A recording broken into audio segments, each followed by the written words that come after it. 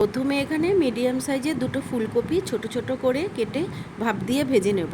এরপর কড়াইয়ে তেল গরম করে এলাচ, দারচিনি, তেজপাতা ও 1 চামচ সাদা জিরে ফোড়ন দিয়ে দেবো। এবার কেটে রাখা আলুগুলো দিয়ে ভালো করে ভেজে নেব।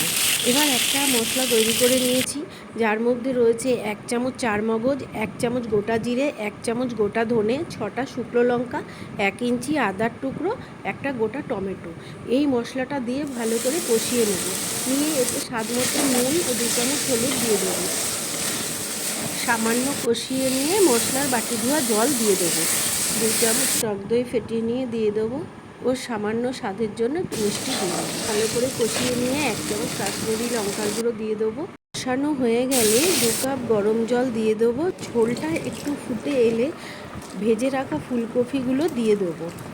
আলু ফুলকপি সেদ্ধ হয়ে গেলে ঝোলটা ফুটে এলে 1 চামচ ঘি দিয়ে নামিয়ে নেব।